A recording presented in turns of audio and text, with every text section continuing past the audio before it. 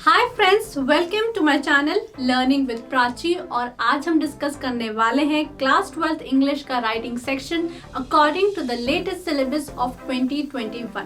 तो हम सारे ही टॉपिक्स को डिटेल में डिस्कस करने वाले हैं, उनकी मार्किंग स्कीम, उनके फॉर्मेट्स, टिप्स टू रिमेंबर और 70% ऑफ द स्टूडेंट्स एग्जाम में क्या मिस्टेक करके आते हैं जो हमको ध्यान रखना है, उनको अवॉइड करना है। So without wasting any more time, let's get started.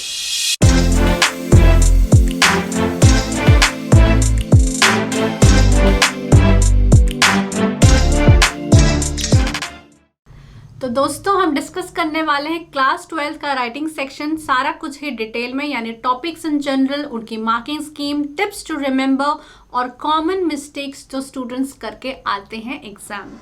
ठीक है, तो दोस्तों जल्दी से देख लेते हैं इसमें कौन कौन से टॉपिक्स हैं। हमारा जो पूरा राइटिंग सेक्शन है वो 16 मार्क्स का होने वाला है, जिसमें से पहला क्वेश्चन होगा या तो नोटिस या तो एडवर्टीजमेंट, जो होगा 3 मार्क्स का। फिर हमारा होगा इनविटेशन एंड रिप्लाईज। तो इनविटेशन एंड रिप्लाईज 2 कैटेगरीज में आएंगे, फॉर्मल एंड इनफॉर्मल, जो कि होगा 3 मार्क्स का। फिर होगा हमारा एप्लीकेशन ऑफ जॉब और लेटर टू एडिटर, जो होगा 5 मार्क्स का। एंड लास्ट हमारा होगा आर्टिकल और रिपोर्ट राइटिंग, जो कि होगा हमारा 5 मार्क्स का। ठीक है, तो हम पहला टॉपिक देखते हैं, दैट इज नोटिस। तो दोस्तों, नोटिस क्या होता है? इट इज अ रिटन और printed information primarily meant for a large number of people. ठीक है, तो इसकी वर्ड लिमिट होगी 50 वर्ड्स, और 50 वर्ड्स यानी कि जो बॉडी होना चाहिए नोटिस की, वो 50 वर्ड से ज़्यादा नहीं होनी चाहिए। तो दोस्तों, टाइप्स ऑफ नोटिस, कितने टाइप के नोटिस होते हैं? नोटिस होता है मीटिंग के लिए, नोटिस हो सकता है किसी इवेंट के लिए, किसी कंपटीशन के लिए, किसी सेलिब्रेशन के लिए, या फिर किसी व्यक्ति की कोई चीज़ घूम गई है तो फिर नोटिस फॉर लॉस्ट और फाउंड हो सकता है, नोटिस फॉर सेमिनार हो सकता है, डिबेट्स हो सकता है, नोटिस फॉर वार्निंग हो सकता है कि आपने प्लेग्राउंड में इतना कचरा फैलाया है तो स्कूल में नोटिस जारी हो सकता है, या फिर दूसरी कैटेगरीज भी हो सकती हैं नोटिस की। ठीक है, तो दोस्तों नोटिस का फॉर्मेट हम देख लेते हैं। सबसे पहले आता है name of the issuing agency और अथॉरिटी। जो भी नोटिस को इशू कर रहा है उसका नाम सबसे ऊपर आएगा। अगर दिल्ली पब्लिक स्कूल इशू कर रही है कोई नोटिस तो दिल्ली पब्लिक स्कूल आएगा। ठीक है, उसके नीचे आता है कैपिटल लेटर्स में नोटिस। ठीक है, ये हमको कैपिटल लेटर्स में ही लिखना है। लेफ्ट हैंड साइड आता है date of issue. Date of issue का मतलब होता है जिस दिन नोटिस इशू हो रहा है वो वाली डेट। ठीक है, ये यूजुअली इमेजिनरी ही होती है, तो हमको मन से यहाँ पर डेट देनी है। बीच में आता है subject of the event which is very very important. इस सब्जेक्ट को पढ़ते ही सामने वाले व्यक्ति के मन में एकदम बल्ब जल जाना चाहिए कि ये नोटिस क्यों इशू हुआ है। For example, if there is a inter school debate competition, तो आपको सब्जेक्ट में लिखना है इंटर स्कूल डिबेट कॉम्पिटिशन, ताकि नोटिस की एक झलक देखते ही सामने वाले व्यक्ति को पता चल जाए कि ये नोटिस इशू क्यों हुआ है। ठीक है, फिर आती है बॉडी, जिसमें आती है date, time, duration, place, venue. कोई भी इवेंट जो होने वाला है, ठीक है, इसीलिए हम नोटिस इशू करें ताकि लोगों को बता पाएं कि कोई इवेंट होने वाला है। तो इवेंट कब होने वाला है, क्यों होने वाला है, किस लिए होने वाला है, किस टाइम पे होने वाला है, क्या क्या रिक्वायरमेंट्स है, ये सारी ही चीज़ें हमको बॉडी में लिखनी है। ठीक है, नेक्स्ट होता है ऑथराइज सिग्नेटरी। ठीक है, अगर स्कूल में इशू हुआ है तो usually head boy head girl का नाम और नीचे ब्रैकेट में उसकी डेजिग्नेशन यानी हेड बॉय या फिर हेड गर्ल होती है। ठीक है, अब ये जो फॉर्मेट है यूनिवर्सल है। बाद में आके ये मत बोलना कि पहले हम नोटिस लिख सकते हैं क्या फिर issuing authority, no, this is a strict format, आपको ये ही फॉलो करना है। ये होगा 3 मार्क्स का, दैट इज फॉर्मेट, कंटेंट और एक्सप्रेशन के इसमें मार्क्स रहेंगे। फॉर्मेट प्रॉपर आपको लिखना है, कंटेंट प्रॉपर आपको लिखना है, एक्सप्रेशन कोई ग्रामर मिस्टेक्स नहीं करना है, कोई स्पेलिंग मिस्टेक्स नहीं करना है। All right, points to remember, the word notice is always written under the name of the organization. ठीक है, मैं सारी छोटी छोटी चीज़ें आपको बता रही हूँ ताकि आप जब नोटिस बनाए तो आपको ध्यान रहे। ठीक है, सबसे पहले जो ऑर्गेनाइजेशन या जो अथॉरिटी नोटिस इशू कर रही है उसका नाम, उसके नीचे हम कैपिटल लेटर्स में लिखेंगे notice. Date is written on left, तो लेफ्ट साइड हम डेट लिखेंगे। अब जो रेड में मैंने बताया है वो मैंने बताया है कि इस तरीके से डेट को नहीं लिखना है, जैसे 15/June/21। No, this is a wrong thing. ठीक है, सही चीज है 15th June, 2021। इस तरीके से आपको लिखना है। The body of notice should contain complete information. It should include 7 W's, यानी कौन फंक्शन कर रहा है, किस लिए फंक्शन कर रहा है, कहाँ पे फंक्शन होने वाला है, क्यों होने वाला है और किसके लिए है वो। ठीक है, अगर इंटर स्कूल डिबेट कंपटीशन सिर्फ 10th क्लास और 12th क्लास के बच्चों के लिए है तो वो भी आपको उसमें बताना है। The language used in the notice should be lucid and written in third form. Third form का मतलब एक जनरल फॉर्म में आपको लिखना है। इसमें I, me, you, mine, our, your कुछ भी यूज नहीं करना है। ठीक है, choice of tense is mostly future, क्योंकि नोटिस हम एक पर्टिकुलर डेट पे इशू करते हैं और फिर हम उसमें बताते हैं कि कोई फंक्शन है जो आज से 15 दिन बाद होने जा रहा है। ठीक है, that is why tense mostly future होगा। All right, should be presented with in a box, एक बॉक्स के अंदर होगा। 75% of the answer is to be derived from the question. Very very important. Organisation का नाम आपको दिया हुआ रहेगा, नोटिस आप लिख लोगे, डेट आपको इमेजिन करनी है, सब्जेक्ट आपको क्वेश्चन में से ही मिल जाएगा और बॉडी का बहुत सारा पार्ट आपको क्वेश्चन में से ही मिल जाएगा और वो हम एग्जाम्पल में अभी देखेंगे। ठीक है, तो आपको बहुत कम दिमाग लगाना है नोटिस में। ऑल राइट, तो दोस्तों हम एक एग्जाम्पल देख लेते हैं, नोटिस फॉर वार्निंग। ठीक है, एक वार्निंग के लिए एक नोटिस हमको जारी करना है। You are Rani Raj, secretary health club, national public school, Ramnagar. You find that after lunch break, the school playground and verandas are littered with wrappers, paper, polythene bags, etc. Write a notice in about 50 words advising students to refrain from doing so. अब देखो नीचे notice में मैंने क्या क्या चीजें question में से ले ली है। मैं कौन हूँ, रानी या फिर राज। ठीक है, तो मैंने नीचे लिख दिया रानी। ठीक है, कौन हूं मैं, सेक्रेटरी हेल्थ क्लब, मैंने लिख दिया उसके नीचे सेक्रेटरी और ब्रैकेट में लिख दिया health club.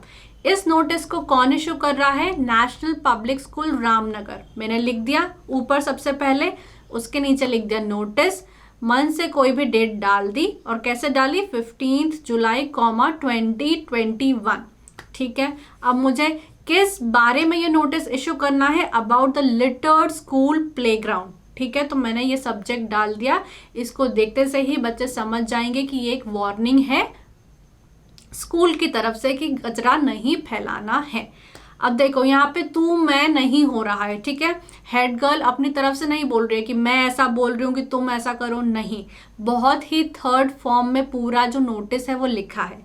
It has recently been noticed that after lunch break, the school playground and corridors are littered with foodstuff, wrappers, paper, polythene bags, etc. Students are advised. अब यहाँ पे ऐसे नहीं बोल रही है कि मैं I am advising you, एकदम जनरल थर्ड फॉर्म में लिखा है। Students are advised to refrain from this in the interest of maintaining cleanliness in the school premise. We request you to use the dustbins which have been placed at both ends of each of the floors.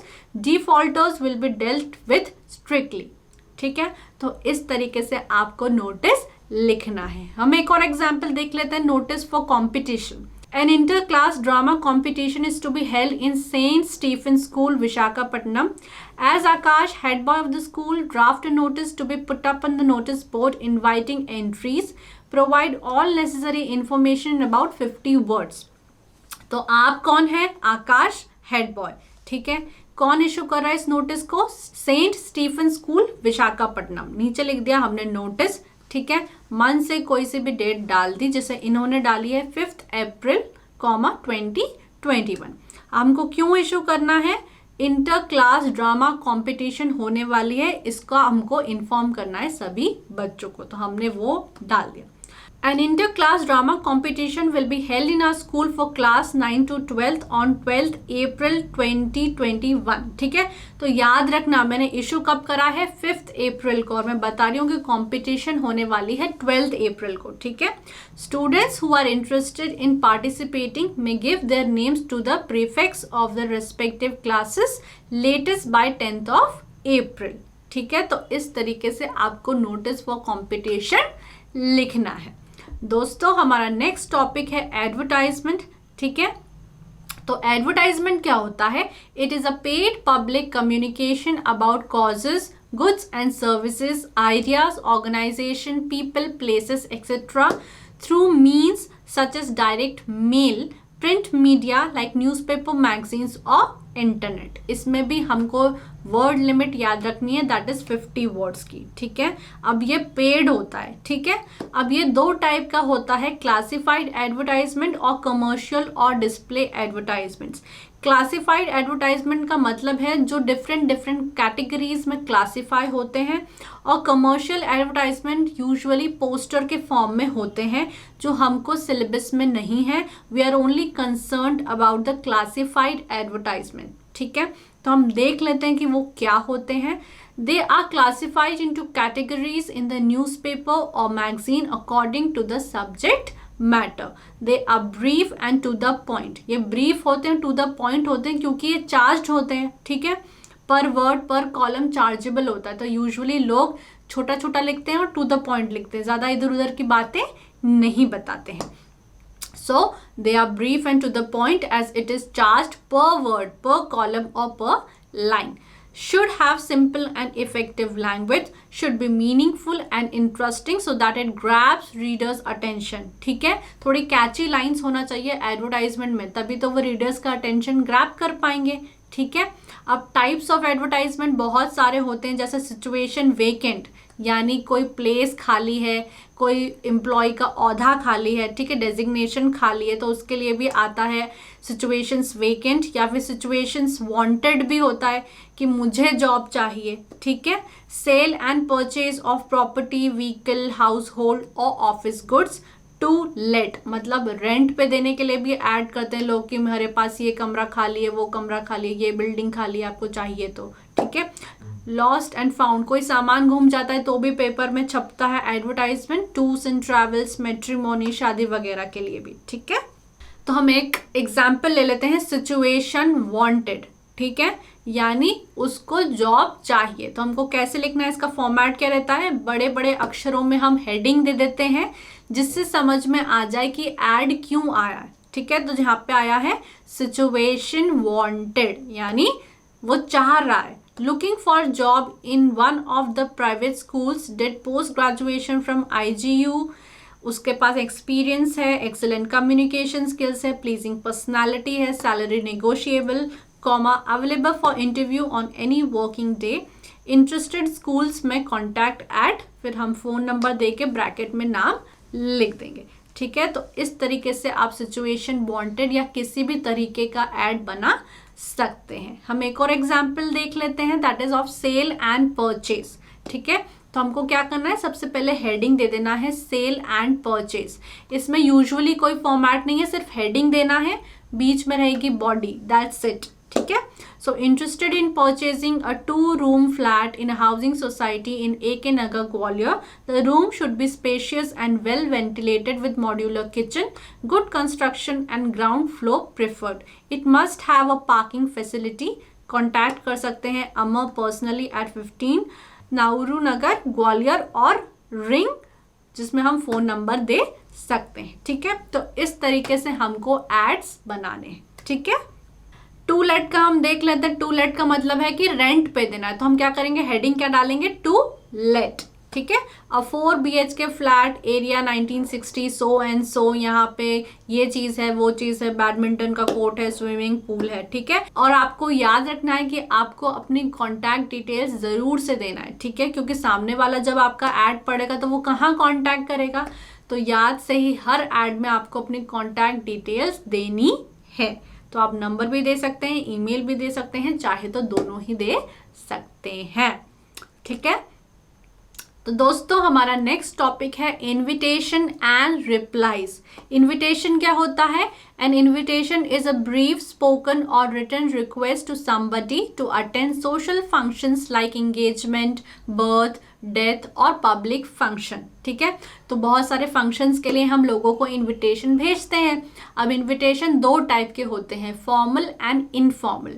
अब नाम से ही पता चल रहा है, formal का मतलब है जहाँ पे हम बहुत सारी फॉर्मेलिटीज़ निभाते हैं। ठीक है, हम दूसरे लोगों के साथ, हमारे स्कूल की प्रिंसिपल के साथ, हमारे टीचर्स के साथ फॉर्मल होते हैं और अपने दोस्तों के साथ बहुत इनफॉर्मल होते हैं। ठीक है, तो फॉर्मल इनविटेशन जो होता है वो एक कार्ड के थ्रू होता है। ठीक है, it can be in the form of N invitation card which is a formal way of inviting people.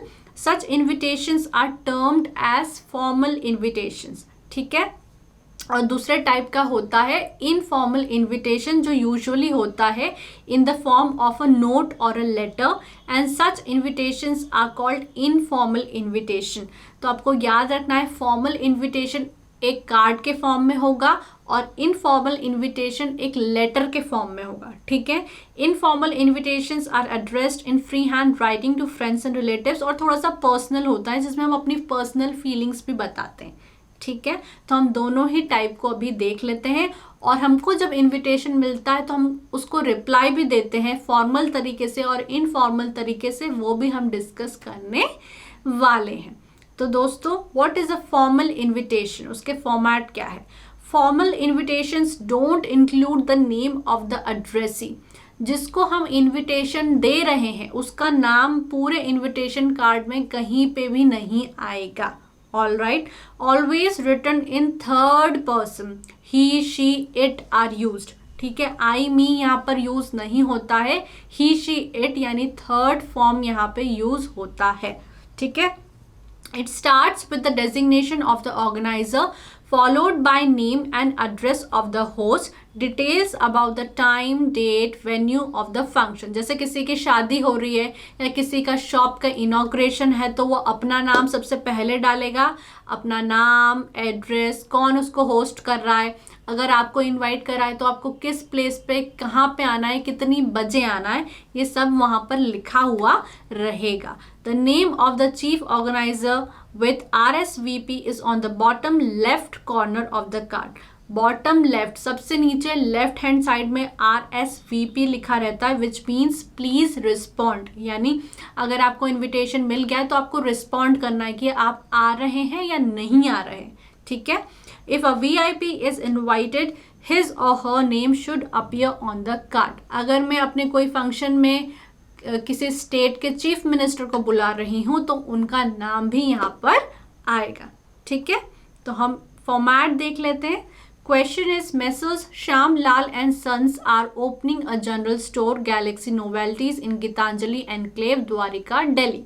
The inauguration ceremony is fixed for Sunday the 19th of October 2021 at 11 AM। Draft a formal invitation. तो हम किस तरीके से बनाएंगे? सबसे पहले name of the organiser, कौन बुला रहा है? Messrs Shyam and Sons. ठीक है, announce the opening of Galaxy Novelties a general store in Geetanjali enclave, Dwarka, Delhi, जो हमको क्वेश्चन में दिया हुआ है। और बीचों बीच हमको ऐसी हेडिंग देना है जिससे पता चल जाए कि क्यों बुलाया है। तो मैंने दे दिया है inauguration on Sunday the 19th of October 2021 at 11 AM। तो मैंने बता दिया है सामने वाले को कि आपको इस टाइम पे इस जगह आना है। All are cordially invited, visit for all kinds of grocery and domestic items। फिर मैं नीचे लाइन दे सकती हूँ अपने शॉप के लिए कि avail inaugural discount of 10% on all goods। फिर मुझे लेफ्ट हैंड साइड पे लिखना है RSVP, कौन बुला रहा है मुझे? गैलेक्सी नोवेल्टीज वाले, और फोन नंबर फिर मैं वहां पे लिख दूंगी। तो इस तरीके से जो फॉर्मल इनविटेशन है वो बनता है। मैंने जिसको बुलाया है उसका नाम कहीं भी नहीं आएगा कार्ड पे। ऑल राइट, हम एक और एग्जाम्पल देख लेते हैं। You are the principal of zodiac senior secondary school, Ooty.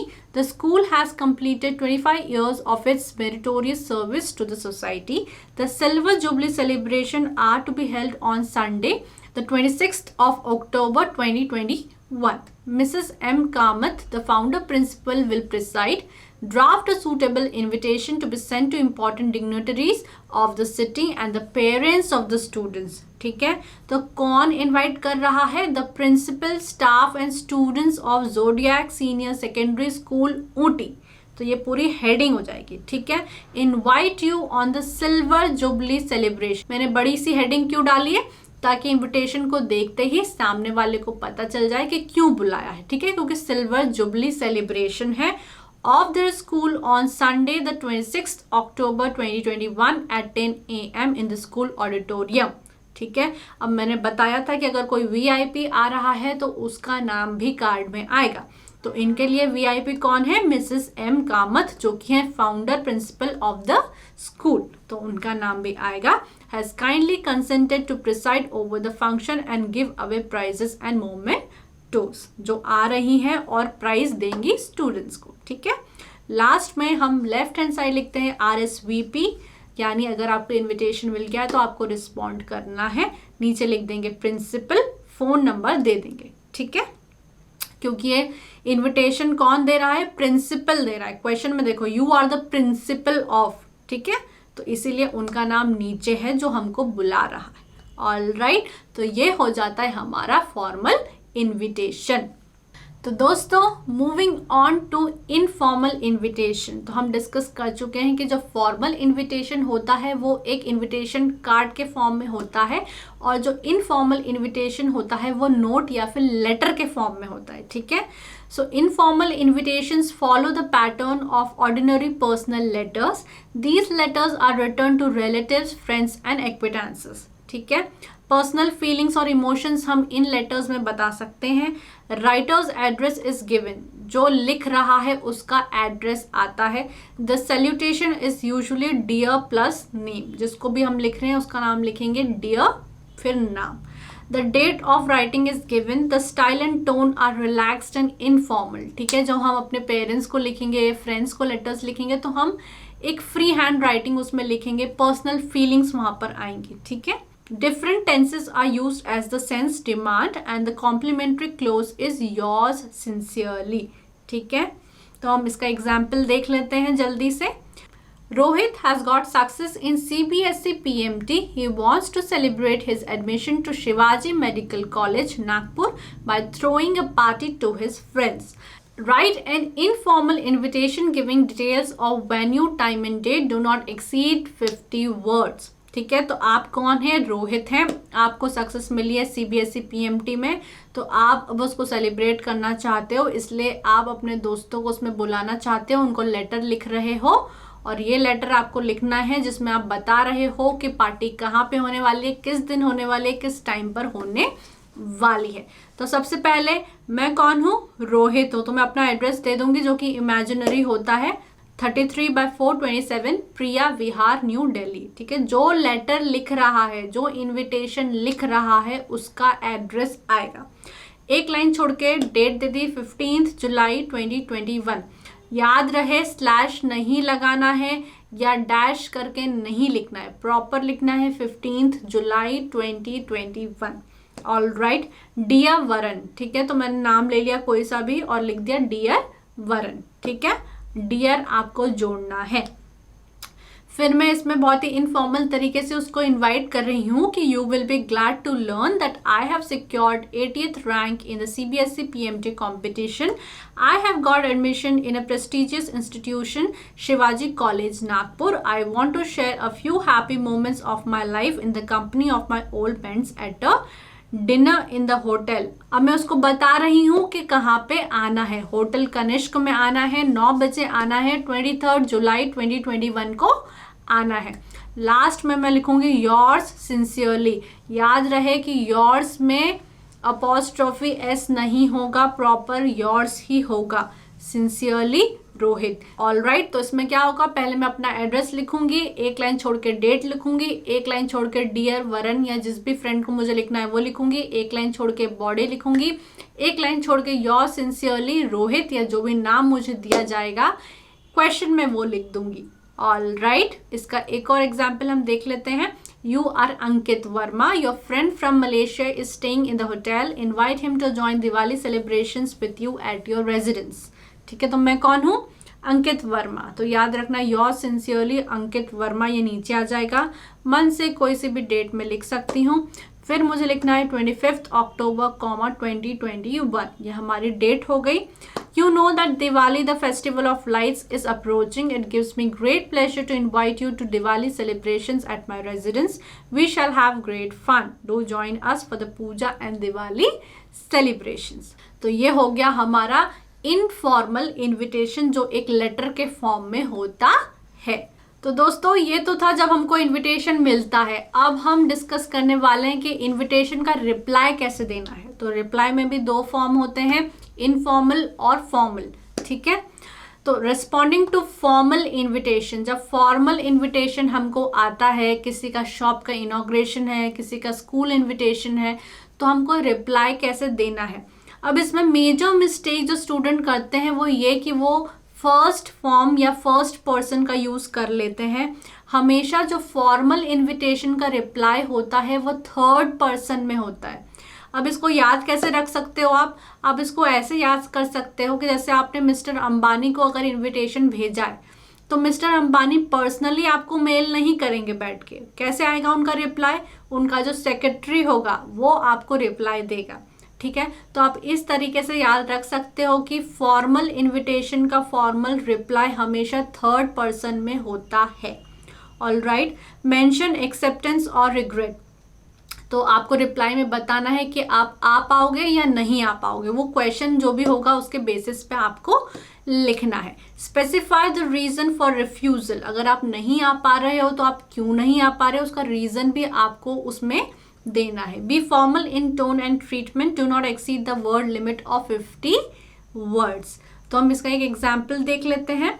Draft a formal reply accepting an invitation to be present on the occasion of the wedding of Ankush, son of Mr. and Mrs. Shankar of 24 Green Park Road, Kanpur. You are Vikram Gaur of Raja की मंडी, आगरा, ठीक है। अब formal reply का format क्या होता है? Simply एक paragraph होता है और नीचे जिसने रिप्लाई दिया है उसका नाम। अब हम डिस्कस कर चुके हैं कि फॉर्मल रिप्लाई हमेशा थर्ड पर्सन में होता है, ठीक है। तो दोस्तों क्वेश्चन में देखो, इनविटेशन किसको भेजा है? विक्रम गौर को भेजा है, तो हम विक्रम गौर हैं, तो हमको इनविटेशन मिल चुका है और हमको लिखना है थर्ड पर्सन में, ठीक है। तो mister and missus Vikram Gaur thank mister and missus Shankar for inviting them. मैंने क्या बोला था? थर्ड पर्सन में लिखना है। ऐसा आप सोचो कि जो विक्रम गौर है उनका जो सेक्रेटरी है वो आपको रिप्लाई दे रहा है, ठीक है।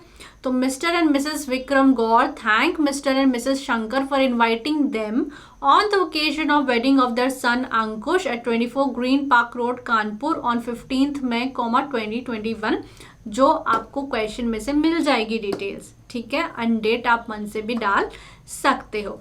And assure them that they will be present, यहाँ पे ऐसा नहीं बोला है कि आई विल बी प्रेजेंट, ठीक है, दे विल बी प्रेजेंट, ठीक है, on the occasion to wish the newly weds a very happy married life. Mister and missus Gaur will reach Kanpur by Agra train which leaves Agra at 8 AM, ठीक है। तो नीचे लिख देंगे जिसने रिप्लाई दिया है विक्रम गौर 5 मई 2021, ठीक है। तो यहाँ पे ऐसा नहीं बोला है कि हम लोग आएंगे, बोला है कि दे विल रीच, ठीक है। तो थर्ड पर्सन का यहाँ पे यूज करना है। एक और एग्जाम्पल देख लेते हैं। राइट अ फॉर्मल रिप्लाई, ठीक है।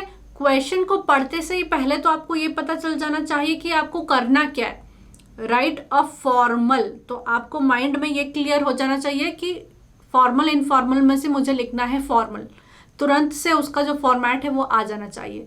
अब इनविटेशन देना है कि रिप्लाई करना है? रिप्लाई करना है। रिप्लाई कैसे करते हैं फॉर्मल इनविटेशन का? सिंपली एक पैराग्राफ लिख के नीचे नाम, ठीक है। सो क्वेश्चन क्या है? Write a formal reply expressing your inability to attend the birthday celebration of your friend Suresh Pradhan of 1235 Vivekananda Marg, Belur. You are Somesh Basu. तो दोस्तों आपको रिप्लाई देना है कि आप अपने फ्रेंड के बर्थडे सेलिब्रेशन में नहीं जा पाओगे, ठीक है। तो दोस्तों हमको थर्ड पर्सन में रिप्लाई देना है। ऐसा सोच रहे कि मिस्टर बासु के जो सेक्रेटरी हैं वो टाइप कर रहे हैं, ठीक है। सो Mr. and Mrs. Somesh Basu wish to thank Mr. and Mrs. Suresh Pradhan for extending an invitation to the birthday celebrations of the son Akshay at the residence 1235 Vivekanand Marg, Belur on 20th March. जो मन से आप date डाल सकते हो. And wish the young boy many happy returns of the day but regret their inability. ऐसा नहीं लिखेंगे but regret my inability to come. ठीक है, फर्स्ट पर्सन का यूज नहीं करेंगे, थर्ड पर्सन का यूज करेंगे. But regret their inability to be present personally on account of some previous engagements. तो हमने बताया कि अगर हम नहीं आ पाएंगे तो हमको बताना है कि हम क्यों नहीं आ पाएंगे. तो वो बोल रहे कि मुझे कुछ पहले का काम है तो मैं नहीं आ पाऊंगा. ठीक है, नीचे हम डाल देंगे सोमेश बासु, डेट डाल देंगे मंथ से 16 मार्च 2021. तो ये हो जाता है हमारा फॉर्मल रिप्लाई का फॉर्मेट. ऑल राइट, अब हम देख लेते हैं how do we respond to informal invitation. ठीक है, acknowledge the invitation in first person. अब जैसे फॉर्मल रिप्लाई में हम फर्स्ट पर्सन में नहीं लिख रहे थे, ऐसे लिख रहे थे कि mister and Mrs Basu thank. ठीक है, ऐसे लिख रहे थे. यहाँ पर इनफॉर्मल रिप्लाई में हमको आई यूज कर सकते हैं हम लोग. ठीक है, तो informal replies acknowledge the invitation in first person, use second person for the sender of invitation, mention acceptance और रिग्रेट जो हमको मेंशन करना है कि आ पाएंगे या नहीं आ पाएंगे. Specify the reason in case of refusal, अगर नहीं आ पाएंगे तो क्यों नहीं आ पाएंगे, रीजन दे दीजिए.